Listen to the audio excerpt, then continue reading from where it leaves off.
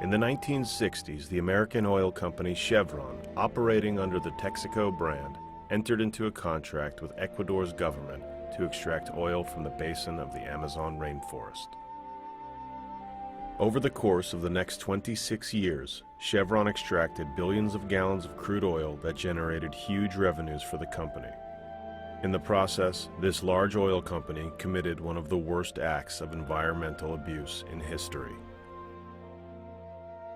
On the west coast of South America, straddling the equator from which it derives its name, lies the country of Ecuador. Slightly smaller than the state of Nevada, it is home to both the Galapagos Islands and the rainforests of the Amazon. In spite of its relatively small size, Ecuador is home to a vast array of animal and plant species. So much so that Ecuador has been named by Conservation International one of only 17 megadiverse countries in the world, a group of countries that harbor the majority of the Earth's species. Ecuador is also home to a number of native indigenous groups, including the Azucar, Secoya, and Cofan nationalities. These people live off the land. They drink water from the rivers and use them for fishing, bathing, and cooking. And now, thanks to Chevron, they are sick and dying for doing so.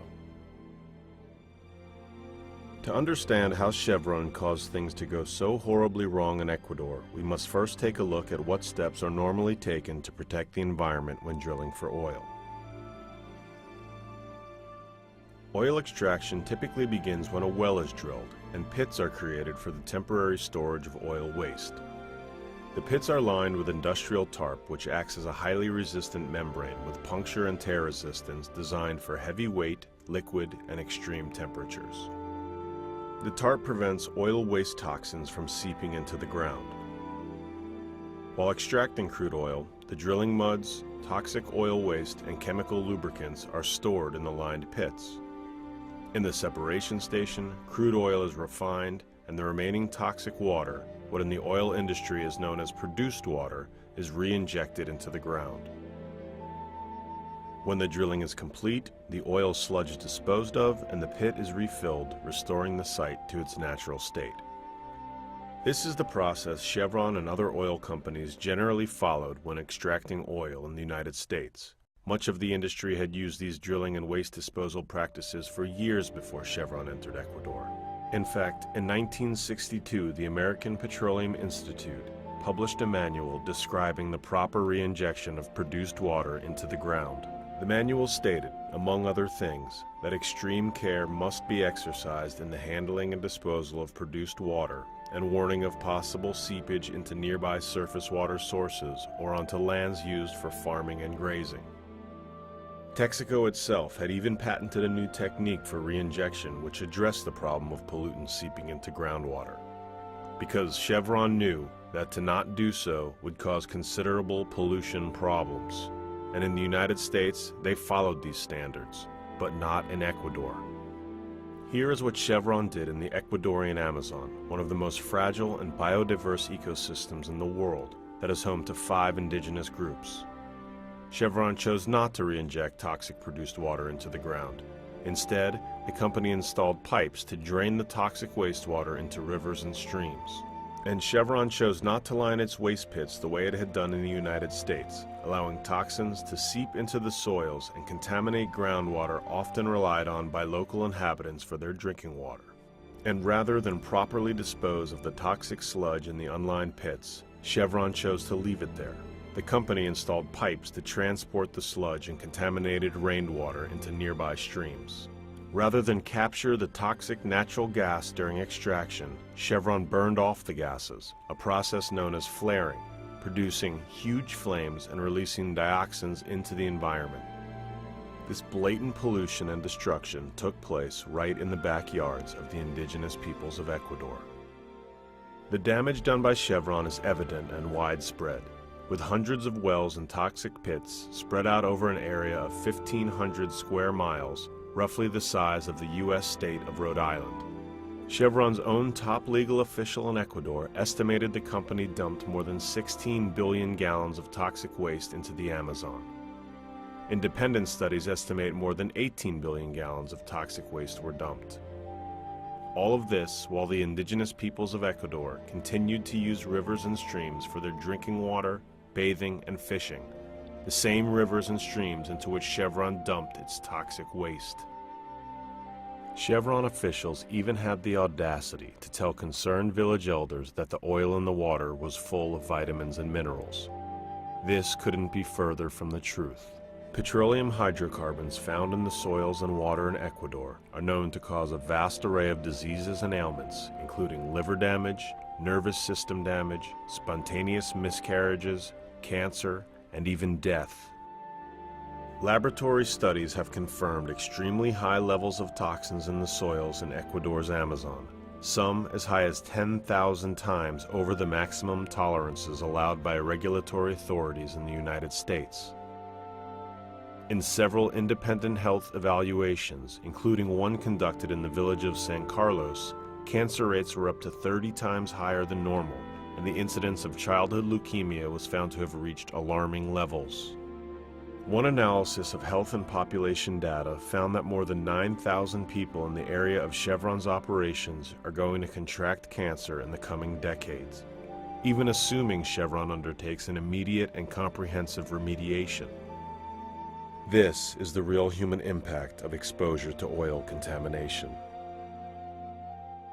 The public health catastrophe resulting from Chevron's environmental destruction easily could have been avoided if Chevron had lined the pits and re-injected toxic wastewater as required by the law and industry standards. Why then did Chevron choose to use substandard operational practices in the delicate rainforest environment of Ecuador? Because what Texaco and Chevron have always cared about most in Ecuador is protecting their profits, even at the expense of the indigenous groups and delicate ecosystem. And they thought they would never get caught. Its contract with Ecuador's government required Chevron to use modern technology and operate with care towards the environment. Beyond Chevron's moral and ethical obligations to extract oil in a safe manner, it was legally bound to do so. Shockingly, Chevron all but admitted that it was harming the environment by directing its employees to hide evidence of oil spills and instructing them to destroy any records of existing spills.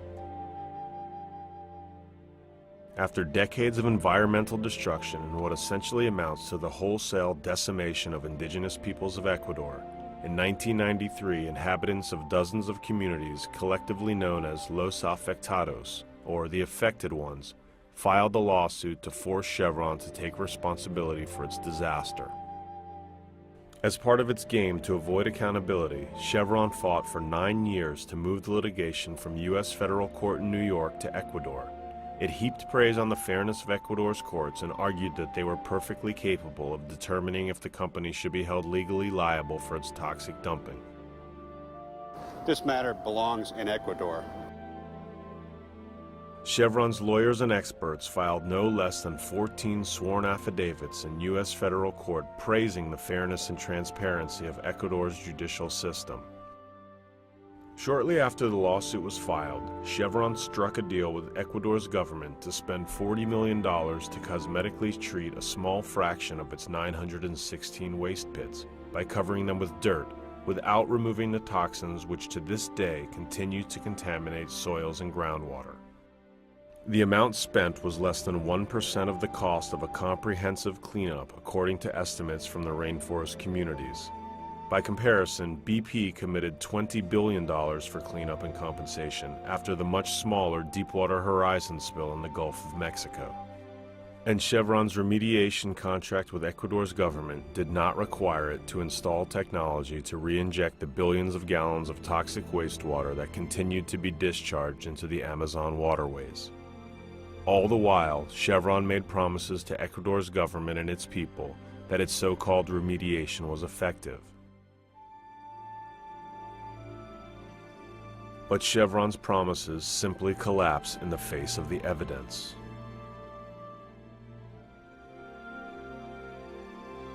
Chevron used a bogus laboratory test called the TCLP to quote-unquote prove that it had actually cleaned up its contamination. Chevron knew that the TCLP test captures only a tiny fraction of oil field contamination. Quite simply, Chevron's remediation has been widely condemned as a fraud. Chevron exposed the people of Ecuador to contamination far beyond acceptable levels under either U.S. or Ecuadorian law. According to Chevron, an oil company should be allowed to discharge petroleum hydrocarbons in Ecuador at 100 times the level allowed in most states in the U.S. Chevron has never explained why the people of Ecuador should be exposed to far higher levels of oil pollution than its own employees living near company headquarters in California. After years of Chevron's delay tactics and obstruction, an Ecuadorian court in 2011 found Chevron liable and ordered it pay $18 billion for a cleanup and to compensate the affected rainforest communities. The court also found that 16 billion gallons of produced water had been dumped into Amazon waterways, and that Chevron failed to clean up its unlined oil waste pits. But Chevron has stripped its assets from Ecuador and has announced that it will not pay the judgment. It is doing everything in its power to avoid responsibility. Rather than fix its toxic mess, Chevron launched a greenwashing advertising campaign that claims the company cares about the communities in which it operates.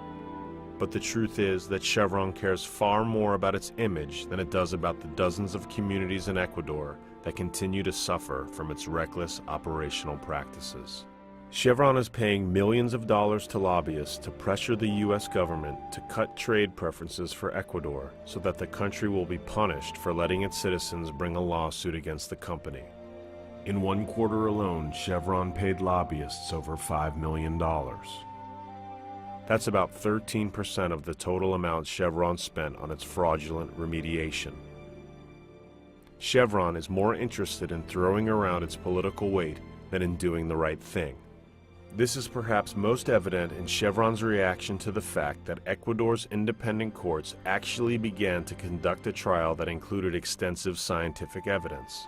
And once Chevron realized that the evidence pointed to its guilt, it suddenly began attacking Ecuador's courts as biased and unfair.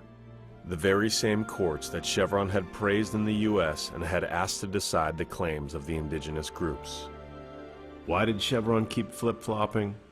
In a recent 60 Minutes interview, Chevron attorney Sylvia Garrigo made it clear. You wanted to go to Ecuador. We didn't want to get now sued, you say period. you don't want to be in Ecuador. No. What court do you want to be in? We don't want to be in any court, much less a court with respect to this kind of a claim, which we consider frivolous.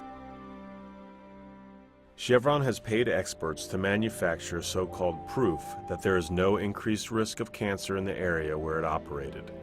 The company has publicly attacked the independent scientists whose studies expose the human impacts of the pollution. The international scientific community has opposed Chevron's scare tactics and distortion of the evidence.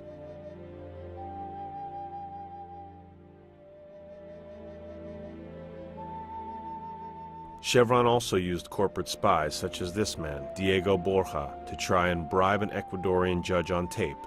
Borja was caught and his attempt failed. Borja says that he has information that incriminates Chevron, but Chevron quickly moved him from Ecuador to an undisclosed location in the U.S., where the oil company pays him a salary while he does no work.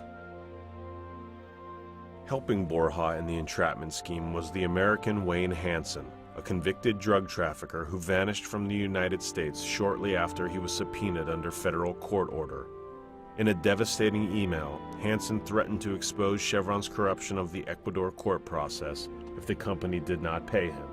He was last seen living in Peru. Chevron also pressured a military official in Ecuador, Manuel Bravo, to write a fraudulent intelligence report that was used to block a court inspection of one of the company's most notorious toxic waste sites.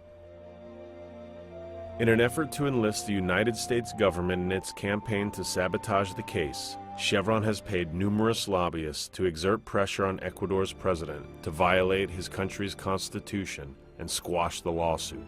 If Chevron succeeds in cutting U.S. trade preferences to Ecuador, the country would lose an estimated 300,000 jobs.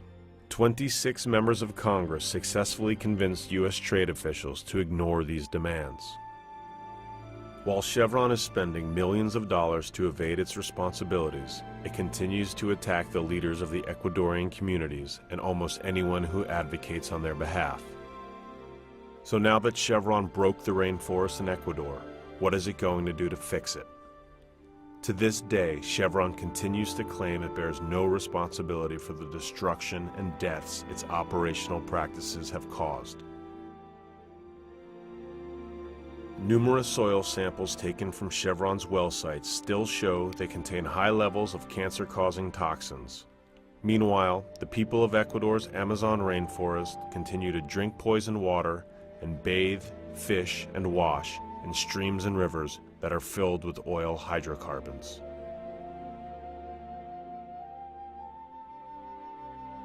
For more information, go to www.chevrontoxico.com.